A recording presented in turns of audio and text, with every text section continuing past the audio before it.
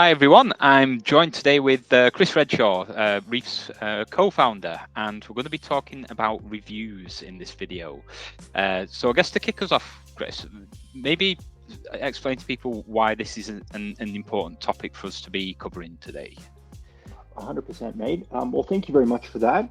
In preparation of this question, I prepared a little bit of a deck. So let me do a little screen share and we will address that together right now. Okay, can you see my screen? Just loading. Give it a minute, please. Yep, and we're in. All right, go to slideshow mode for the full experience. All right, why reviews matter. As you've just asked, I think it's really important for us to orient by starting there because they do so much, even more now than I think in the past. Then we're going to cover a 4-step process, nice and simple, easy to remember, how you can cultivate a positive brand reputation that's legitimate online. And then to put this into action, what are the next steps you might like to take if you'd like to apply? So if that sounds good, let's get to your question. Yeah, just to clarify as well what we mean by reviews. We're talking about like Google reviews, people reviewing products and services and brands on basically any destination online. 100%, mate, 100%. And so just to dive into that a bit more,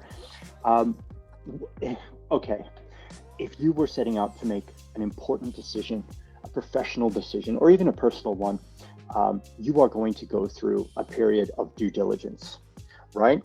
And in doing that, you're probably going to search for what other people have said about a particular vendor or product or service that you're looking into. And so that exactly the idea of 5-star reviews or voice of other people like you is what we're talking about today. And the reason why that matters so much is fundamentally there are things that a brand can say about itself, and there are things that other people need to say about that brand, and how that audience interprets those two sources of information is going to differ. And I would argue that it's the people who are customers who are going to have the most influential stake in how that brand is perceived. I hope that all makes sense. Great. So fundamentally, why, again, this is important in sort of a bit of a different way is that, as marketers, especially digital, online, we always want to bring the numbers. And I feel like it's so easy for us to find ourselves getting stuck into things like copy or making a new landing page or adjusting an ad platform or publishing, a new piece of content for SEO. And all of that work is good, right? All of that is good. But if we forget how important reviews are, that work essentially is at risk of being either less effective or almost ineffective. Because if the brand has an online reputation problem, what we're going to be doing is we're going to be bringing people into a conversion journey, but then eventually when they get into due diligence, it's going to stop because they're going to find things that don't represent the brand well, and that essentially is going to kill their conversion rate to inquiry or potentially to sale as well. And so a couple of quotes to keep in mind from some great minds. First one from our friend Jeffrey Bezos, or Bezos, depending on your preferred pronunciation. Your brand is what other people say about you when you are not in the room. I think online, all of those conversations in the room are actually happening in public, and they're indexable, they're searchable for people who are doing their due diligence on you. So very important. Second, there's that old copywriting maxim that we talked about before, where there are things that you can say about yourself, but there are also some things that other people need to say about you, and reviews present a wonderful opportunity for that. And then finally, the world has changed very significantly to how business was done a couple of years ago. A couple of years ago, we had typically the benefit of in-person connection, right? And that would be a wonderful conveyor of trust. With the shift to remote, some of that in-person connection just doesn't exist anymore. So we need to really raise the ability that our clients or customers have to develop trust in us. And online reviews is going to be a valuable way to do that. Cool. Yeah, just on the quote with Jeff Bezos, your brand is what other people say about you when you're not in the room. Not sure how true this is, but I've heard they always have an extra seat in the room at meetings to represent the customer and the voice of the customer and what would the customer think about X or Y. So yeah, that kind of ties into that statement there. What a great idea. Very clever. So based on all of this, today we're going to talk about a 4-step process for building your brand's reputation online using reviews. The great news about this process is that it's relatively easy, straightforward to put in place. And I would argue that this is the highest return on investment activity that a brand can really do if they're running online campaigns. And the reason for that is if you cultivate a stellar reputation online, then that is going to be influencing all the people who are considering you, who see it, as well as the future people who might work for you on your team. It is going to be a lasting asset that is essentially written in pen, maybe even written chiseled into stone. It could be there 10 years from today, and it's either going to be working for or against you. So I'm a big believer that in order to do things like improve customer acquisition costs or influence conversion rates, we need to be thinking about the brand reputation and how that plays a part in the customer's conversion journey. So let's jump into the 4-step process. A bit of an overview here. First, pulse. We need to understand who is happy and who is not, and have a quick discussion about some effective tools to do this. Second, once we know who's happy and who's not, we need a plan, okay? Outreach, for example, to the people who are happy to request a review. They can share their experience with others. But what about those people who aren't happy? What are we going to do with them? I would put to you that the best course of action is to identify whether it's a fixable situation and then act accordingly. After that, it's populate. Populate is, where do we want to build our reputation online? For a brick and mortar business with a local presence, we might like to do Google My Business, which will often rank for the brand name. But if you're in a specialist space, like perhaps you're a software provider, SaaS, you might like to choose a site like G2 Crowd, for example, because a lot of your audience will be comparing there. And then finally, protect. How do we monitor and respond? And why is it so important to be timely in our responses? How does that help? Cool. So, yep, I'll just jump in here. Pulsing. Pretty simple, this one. Fundamentally, it's about data collection and segmentation. Reviews are a result. They're a result of experiences with your brand. We have to have our finger on the pulse of those experiences so that we can understand who's happy, who's not, and why, potentially configure our marketing to better adjust for that, but specifically today to be able to cultivate our brand's reputation. So how do we figure out who's happy and who's not? Well, at the simplest level, you could do a manual approach. And this is just about asking anybody who's customer facing, hey, if a client is particularly happy or a customer is particularly happy, please, put it in Slack. Let's build a catalog list and we'll talk about how we're going to outreach to them later. Let's identify it that way. However, if you're a larger business, potentially even enterprise, you may want to be collecting this information on autopilot.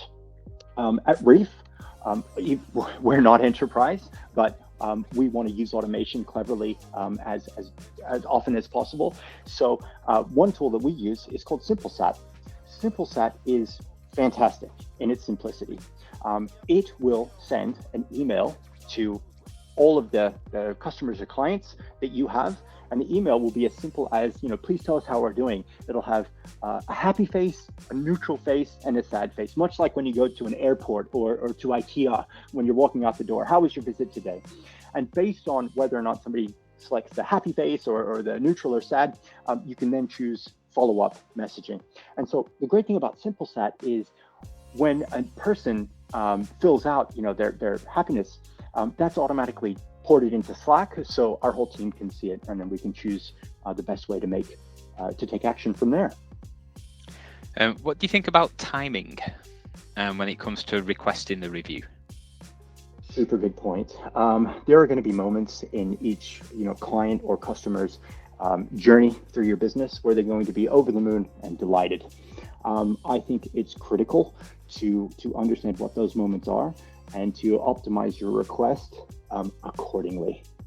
And so let's jump in to the plan bit, which sort of touches on that.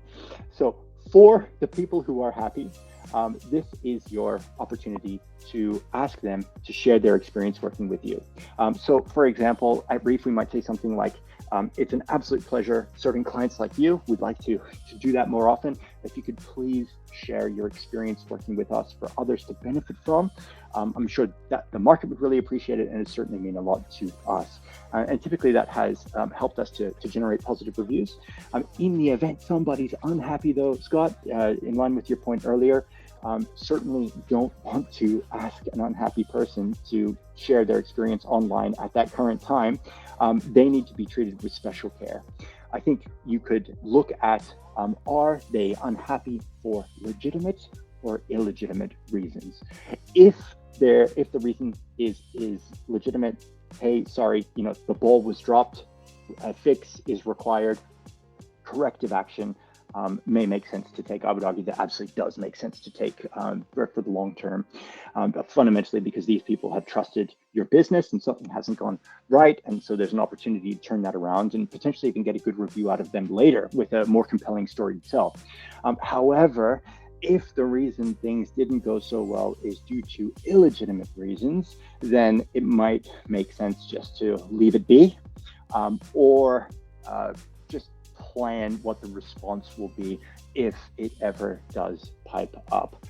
That being said, there also could be a course of action to open up conversations again and get that person back on board.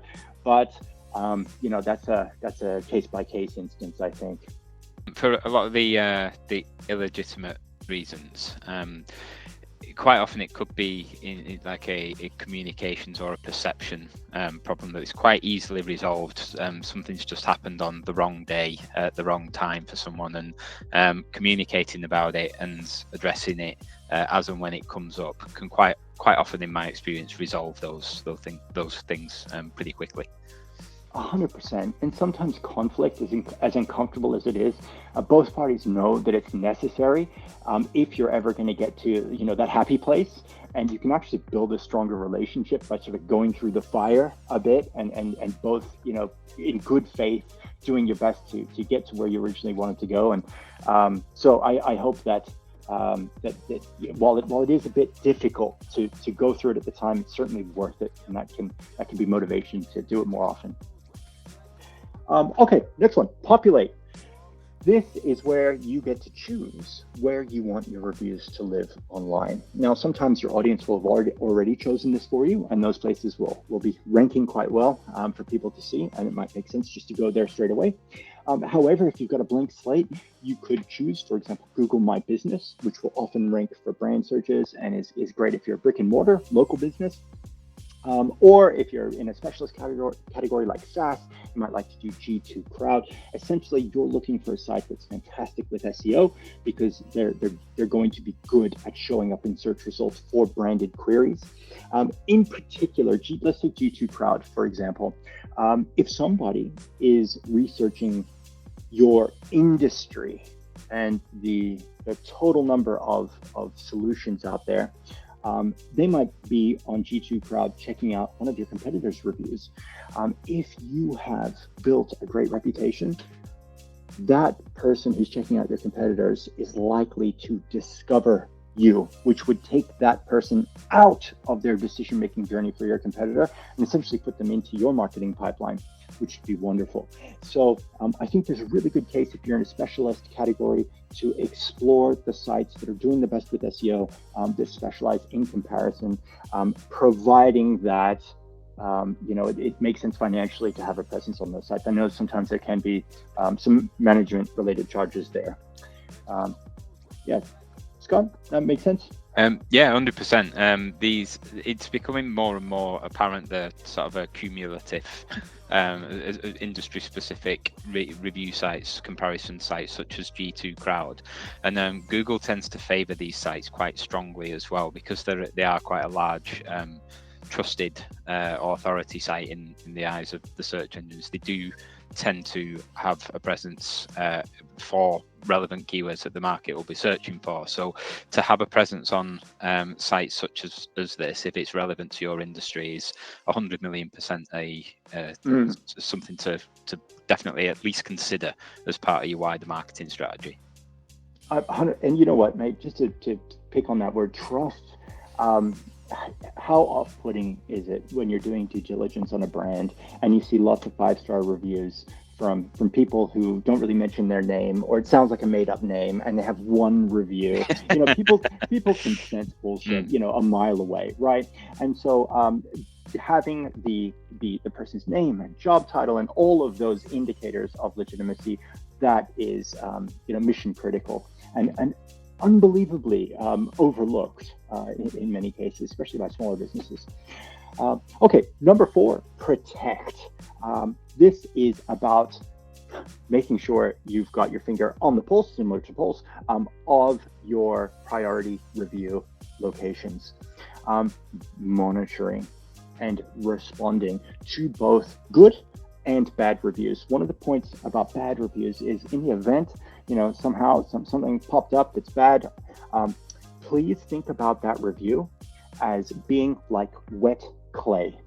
If a review has just been published, that means the person who's published it is in that mindset. Like, they've just gone to the site, they've, you know, written out their review and they've posted it. It's all very top of mind, which means that there's a higher chance of being able to turn it around quickly by responding and seeing if you can get them back on track.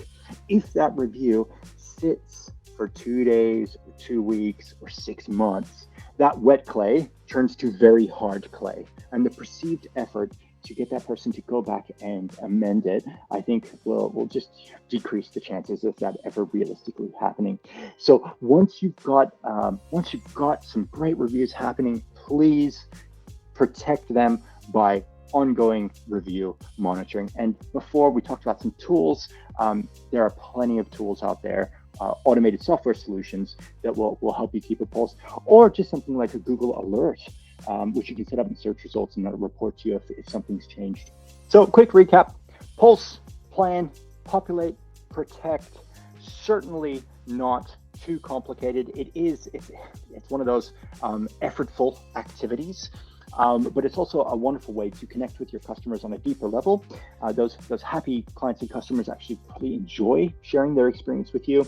And again, one of the highest value activities in the marketing mix, because a positive brand reputation is going to help and, you know, influence every future prospect who sees it, as well as your future team members too. And that's gonna have second order consequences on things like your conversion rates in campaigns.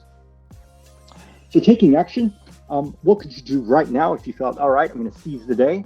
I would encourage, a great place to start to go to Google and search for your brand plus the word review. When was the last time you did that? You might like to see what's out there right now, where it is, to get a bit of a lay of the land, and identify as well what some of the sites that are ranking are. Then you could put these 4 steps into practice: Pulse, plan, populate, protect. And I would suggest too making a little annotation, perhaps in Google Analytics or in your project management tool, marking the start of these initiatives, because as you build a positive brand reputation over time, you're probably going to see improvements to lots of different metrics in those analytics suites. So why not help the cause and effect become clearer for later? And so that brings me to the end. Yeah, go on. And of course, the brand reviews as well are tied quite intrinsically to the experience, the customer experience that somebody's going to have with the product or service. So assuming everything is as it should be, and the product or service is the quality that it needs to be, then don't leave reviews as like I guess an afterthought to try and manage later, or something separate to the overall marketing strategy. If if your marketing strategy is user-centric, as it should be, and covers the whole customer conversion journey, then make sure reviews are built into that sort of post downstream section of the marketing plan. You are so right on that. And just, we can't speak too much about how our clients do things, this publicly, but we can talk about how we do things at Reef. And looking at all the reviews that we've generated, 95% have been the result of proactively asking, right? They certainly didn't just appear because people are busy. And so yeah, reviews are absolutely something that a little bit of effort needs to go into, but with a very high return on investment for that effort. Cool. All right, Chris. I think that pretty much wraps up today's topic. It's been nice chatting to you, and we will. Any questions that anybody might have about this or about anything else, feel free to send them in, and we're always open to helping people out with any further information that they might require.